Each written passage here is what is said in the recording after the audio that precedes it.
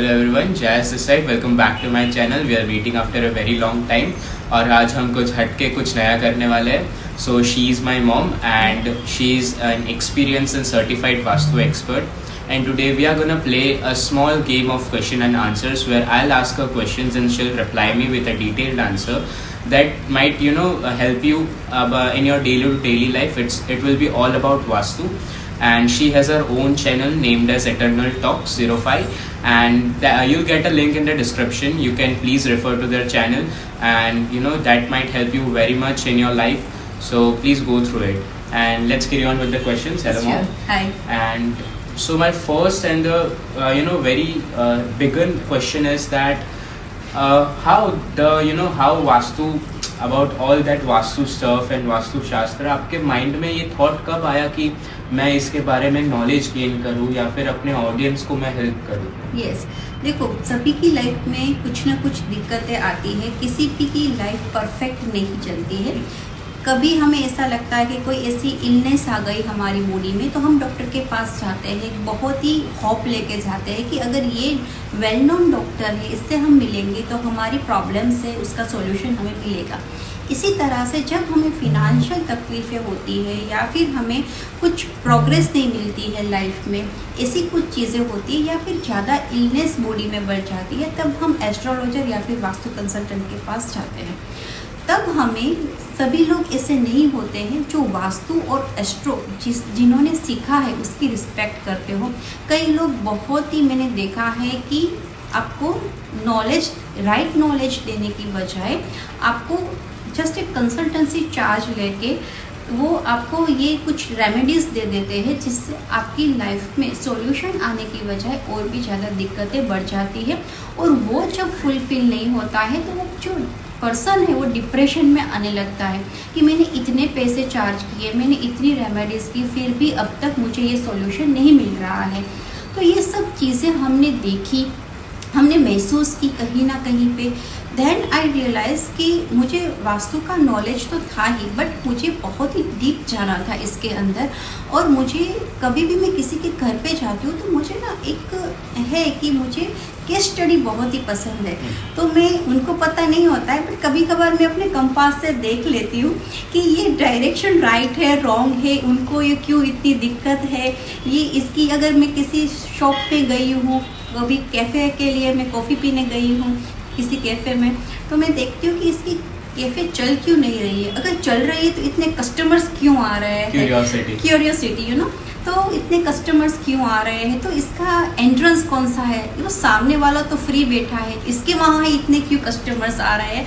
तो ये सब नॉलेज, मुझे बहुत ही इसमें इंटरेस्ट था और मैं कंपास लेके बैठ जाती थी और मुझे पता चलता था कि हाँ, इसका तो ये डिग्री है तो इसको तो बेनिफिट मिलना ही चाहिए। तो इट्स ऑल अबाउट एनर्जी। तो मैंने ये एनर्जी पे वर्क करना मुझे सही लगा और फिर मैंने इसमें मास्टर किया वास्तुशास्त्र में। देन अभी मैं पीएचडी के लिए आगे, आई थिंक 27 तक मेरा पीएचडी भी कंप्लीट हो जाएगा। तो मुझे इसीलिए कि अगर कोई पर्सन ज़्यादा तकलीफ़ में है तो कई बार मैं फ्री में भी एडवाइस देती हूँ और मुझे लगता है कि नहीं, ये कैपेबल है, तो जो भी कंसल्टिंग चार्जेस है वो चार्जेस तो मैं डेफिनेटली लेती हूँ मेरे, क्योंकि अगर किसी को फ्री में एडवाइस देते हो तो उसकी वैल्यू नहीं होती है ना।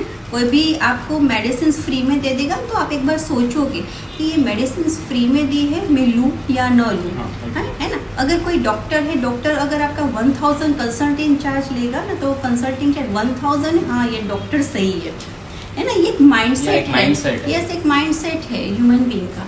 तो कंसल्टिंग चार्ज मैं इतना नहीं लेती हूँ, बट फिर भी चार्जेस में लेती हूँ और उसके सामने मैं उसको जितना भी, मेरे क्लाइंट को हमेशा से मैं कहती हूँ कि आप मुझे अपॉइंटमेंट लेके मेरे साथ बात करें, ताकि मैं उसको मेरी 100% एफर्ट दे पाऊँ। अगर मुझे कोई भी कॉल कर लेता है, उस टाइम पे मैं कोई और काम में बिजी हूँ, तो मैं अपना 100% उसको एडवाइस नहीं कर पाऊँगी, अपना टाइम नहीं दे पाऊँगी। इसीलिए जब भी कोई मुझे व्हाट्सएप मैसेज कर दो, आपको मेरे से बात करनी है तो, या फिर मुझे आप पहले से अपॉइंटमेंट ले लो, तो मैं मेरे टाइम पे मैं जब भी फ्री होती हूँ तो मैं उसको अपना अपॉइंटमेंट दे देती हूँ मैं।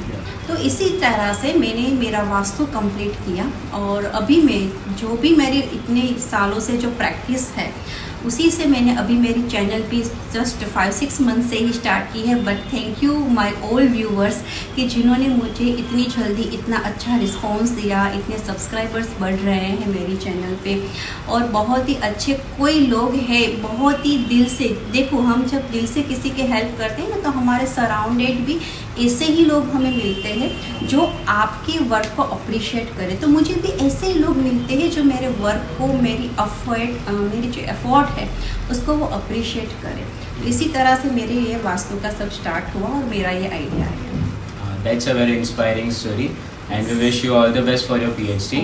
थैंक्स। ऐसा होता है कि वास्तु में एक टर्म है जिसको हम वास्तु पुरुष बोलते हैं। Yes. बहुत ही जगह सब बोलते हैं कि वास्तु पुरुष क्या होता है। किसी के पास हाफ नॉलेज होता है, किसी के पास पूरा होता है। बट ये वास्तु पुरुष होता क्या है, मैं आपके पास से जानना चाहता हूँ। Yes. किसी को अभी वास्तु पुरुष की तो हम बात करेंगे, बट वास्तु क्या है यही चीज़ किसी को पता, बहुत सारे लोगों को पता नहीं है। कई लोग आज के टाइम में भी ये बोलते हैं हम तो ये सब चीज़ों में नहीं बिलीव करते हैं, मैं तो एस्ट्रोलॉजी में बिलीव नहीं करती, मैं तो वास्तु में बिलीव नहीं करती। और फिर जब दिक्कत आती है तो वो पीछे से किसी को बताए बगैर ही चुपचाप उसकी एडवाइस लेते हैं।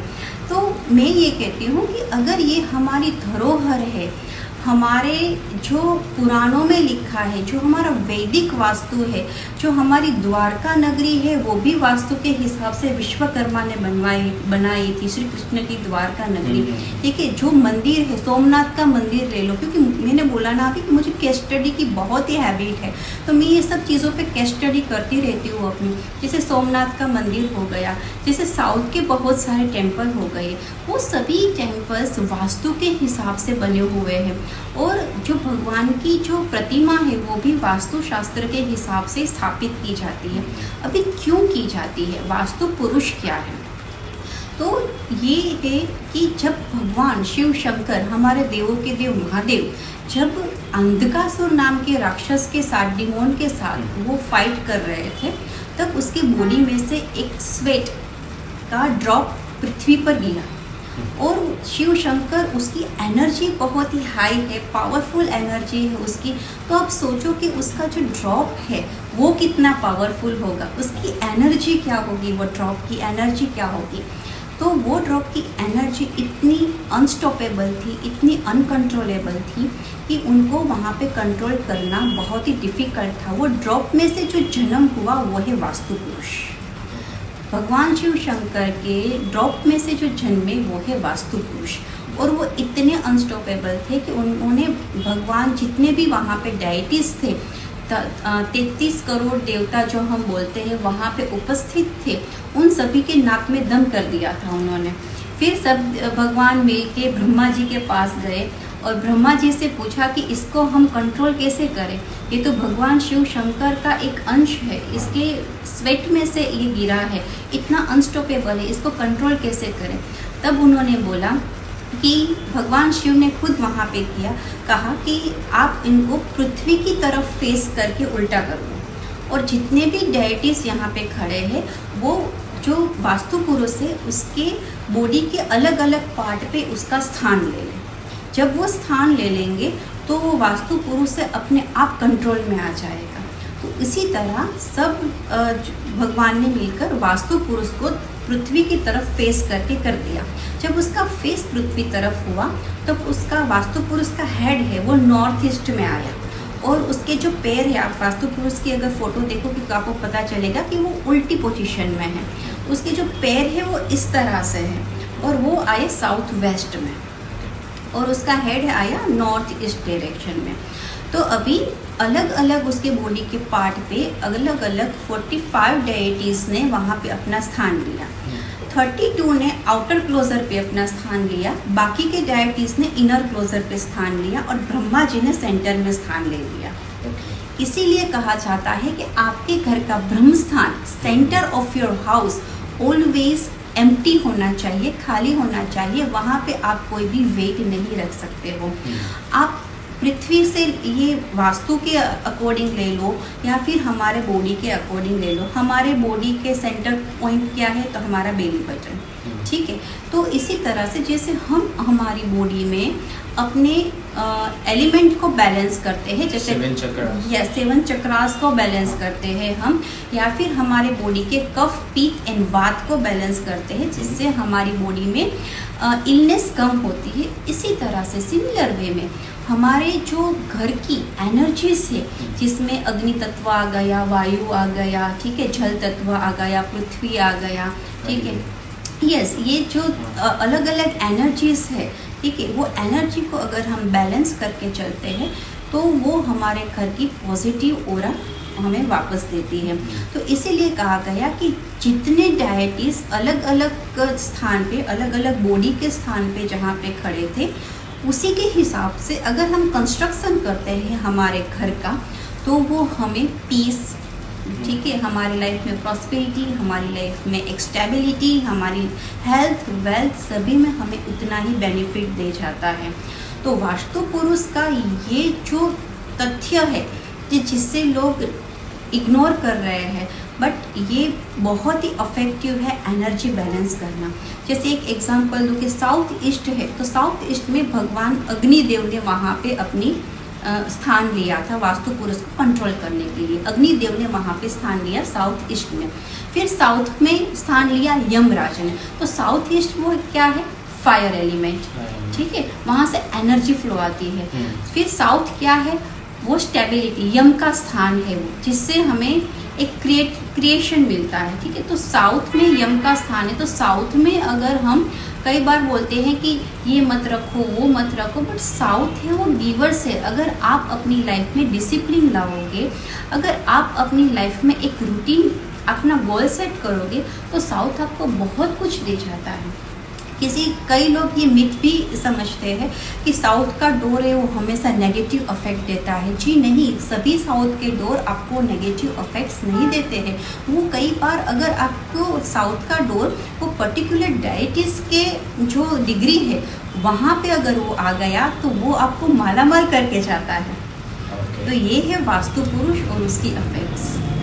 वेरी वेल, ये कुछ नया था, कुछ इन्फॉर्मेटिव था। yes. और जैसे आपने बोला कि ब्रह्म स्थान हमेशा एम्प्टी होना चाहिए, तो कितना वो डेंजरस हो सकता है कि बाय चांस फॉर एग्जांपल एक हाउस है, एक अंडर कंस्ट्रक्शन हाउस है, या फिर कंस्ट्रक्ट हो गया है एनीथिंग, और हमारी बेडरूम की डायरेक्शन, किचन की डायरेक्शन गलत है, ओके, बट ब्रह्मस्थान एम्प्टी है, तो वो कैसे अफेक्ट करेगा? क्या ब्रह्मस्थान ज़्यादा हार्मफुल होता है डायरेक्शन चेंजेस के कंपैरिजन में? नहीं, ब्रह्मस्थान है वो हमारा हेड है, ठीक है, वो हमें मीन्स वास्तु पुरुष में ब्रह्मा जी ने ब्रह्मस्थान लिया। बट यहाँ पे क्या है कि अगर ब्रह्मस्थान पे अगर कुछ वेट आ जाता है, कोई पिलर आ जाता है, या किसी को पता नहीं है कि ब्रह्मस्थान यहाँ पे है, तो उसने वहाँ पे शायद से डाइनिंग टेबल सेट कर दिया, ठीक है, या फिर कोई और चीज़, हेवी चीज़ वहाँ पे सेट कर दी, तो वो कहीं ना कहीं आपके हेड पे अफेक्ट करेगी, आपकी मेटाबॉलिज्म पे अफेक्ट करेगी। क्यों? क्योंकि जब आपके हेड पे अफेक्ट करती है तो आपके थॉट प्रोसेस बहुत ही ख़राब होने लगती है। नेगेटिव थॉट्स आपको ज़्यादा आते हैं। जैसे ही नेगेटिव थॉट्स आएंगे, वैसे क्या होगा कि आपकी नींद डिस्टर्ब होगी, आपकी नींद डिस्टर्ब होगी तो आपका स्टमक डिस्टर्ब होगा। तो अल्टीमेटली ये सब चीज़ें कनेक्टेड है। तो ये सब चीज़ें कनेक्टेड होगी तो होगा क्या? आपकी इलनेस बढ़ेगी, आपके घर में बहुत सारे फाइनेंशियल स्ट्रगल्स आने लगेंगे, आपके घर में दवाइयों के खर्चे बढ़ने लगेंगे। तो ब्रह्मस्थान उतना ही इम्पोर्टेंट है जितना कि किसी भी चीज़ का रॉन्ग प्लेसमेंट होना, जैसे कि किचन का रॉन्ग प्लेसमेंट होना, बेडरूम का रॉन्ग प्लेसमेंट होना, उतना ही ब्रह्मस्थान इम्पोर्टेंट है। और जैसे कि ये हमारी एनर्जीज है, उन सबको एक बैलेंस में रखना बहुत ही ज़्यादा इम्पोर्टेंट है। तो फॉर एग्जांपल कोई घर है जिसकी एनर्जी बहुत ही ज़्यादा स्ट्रॉन्ग है, तो क्या ओवर द टाइम वो वीक होती जाएगी? Yes, definitely. Over the time weak कैसे होती है कि जैसे कि अगर आप वो एनर्जी को मेंटेन नहीं कर पाते हो, वो शायद से आपको अच्छा घर मिल गया, बहुत ही पॉजिटिव आपको घर मिल गया, बहुत ही अच्छी प्लेसमेंट है किचन की, बहुत ही अच्छी प्लेसमेंट है आपके मेन डोर के एंट्रेंस की, बट आपके घर के अंदर आपने सोफे का प्लेसमेंट कहीं रॉन्ग डायरेक्शन में कर दिया, आपने टीवी का प्लेसमेंट कहीं रॉन्ग डायरेक्शन में कर दिया, आपके घर का डाइनिंग टेबल कहीं पे और जगह पे है, तो वो आपकी एनर्जी को, आपके घर की एनर्जी को बहुत ही ज़्यादा डिस्टर्ब कर जाते हैं और फिर आपको धीरे धीरे धीरे उसकी नेगेटिव इफेक्ट मिलने लगती है। इसीलिए सिर्फ नॉट ओनली कि ये पर्टिकुलर डायरेक्शन में, पर घर की चीज़ों का प्लेसमेंट भी बहुत ही ज़रूरी है वास्तुशास्त्र में। तो इससे भी हमारे घर की एनर्जी को हम बैलेंस कर सकते हैं। तो मतलब कि एनर्जी बैलेंस करना बहुत ही ज़्यादा इम्पोर्टेंट है, नहीं तो वो yes. हमारे माइंड के थॉट्स को, हमारे साइकोलॉजिकल थॉट्स को भी डिस्टर्ब कर सकता है। yes. तो वास्तु हमारे सबकॉन्शियस माइंड को भी हार्म कर सकता है। यस डेफिनेटली, क्योंकि हम अगर गलत दिशा में सो रहे हैं तो उसकी एनर्जी हमें डिस्टर्ब करेगी, तो सबकॉन्शियस माइंड में हमारा क्या चलेगा कि हमें नाइटमेयर्स ज़्यादा आने लगेंगे, हमें नींद कम आने लगेगी और अल्टीमेटली वो पूरी हमारी बॉडी पे अफेक्ट करेगा। तो इसीलिए मैं अगर आपको एक एग्जांपल दूँ कि अगर जल तत्व है, ठीक है, नॉर्थ या फिर वेस्ट हम जल तत्व में कंसीडर करते हैं, तो जल तत्व में अगर आपने फायर एलिमेंट प्लेस कर दिया है, ठीक है, जैसे कि स्टोव, हाँ ठीक है, नॉर्थ ईस्ट है या फिर नॉर्थ है जिसमें आपने स्टोव, होब आपका किचन वहाँ पे कर दिया है, तो वो एनर्जी आपकी डिस्टर्ब हो गई।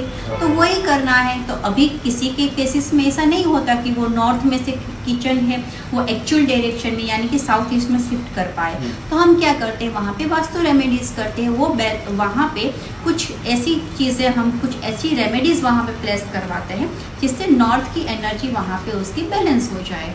तो वही है, it's all about balance energy. Understood. Thank you very much, आपने इतना टाइम निकाल के हमारे साथ ये क्वेश्चन और आंसर्स काफ़ी सारे आंसर दिए और हमारी ऑडियंस को बहुत ही ज़्यादा हेल्प की। Thank you very much and I hope you enjoyed the video. Thank you very much and will see you again. Yes, thank you for watching.